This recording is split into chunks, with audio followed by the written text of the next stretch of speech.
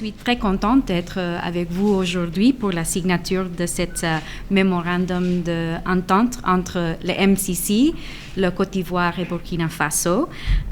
Comme vous le savez, MCC, c'est une agence du gouvernement américaine qui travaille seulement avec les pays qui sont les meilleurs gouvernés, qui respectent la liberté économique, la bonne gouvernance et l'investissement dans leur peuple. Je suis très heureux et très fière de la Côte d'Ivoire, car en 2018, le Congrès américain a donné l'autorisation à MCC de poursuivre des investissements régionaux avec des pays dans la sous-région de l'Afrique de l'Ouest. Et Côte d'Ivoire est parmi un des premiers pays pour poursuivre ce nouveau type de financement de MCC.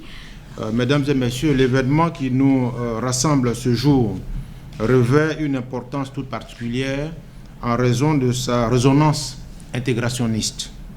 En effet, lors de sa session de décembre 2020, le conseil d'administration du MCC a retenu la Côte d'Ivoire et le Burkina Faso au nombre des pays éligibles à des programmes compacts régionaux simultanés. C'est pour fixer le cadre de collaboration pour le développement de ce programme que ce mémorandum est rédigé. Il vise à mettre en place un cadre de collaboration au développement et à l'évaluation du projet d'interconnexion énergétique entre le Burkina Faso et la Côte d'Ivoire. Ce projet devait inclure une ligne de transport reliant Fekese-Dougou dans le nord de la Côte d'Ivoire à Bobo-Dioulasso dans le sud de Burkina Faso.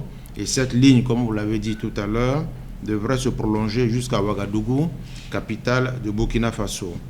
À cela s'ajoutent bien sûr des réformes politiques et institutionnelles introduites aussi bien au Burkina Faso qu'en Côte d'Ivoire, ainsi que certaines infrastructures et activités associées.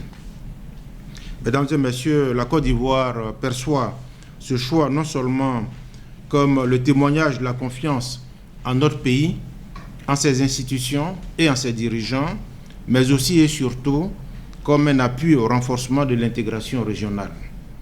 C'est le lieu de féliciter l'équipe mixte MCC Côte d'Ivoire-Burkina Faso qui a travaillé ardemment à la réussite de la présente cérémonie.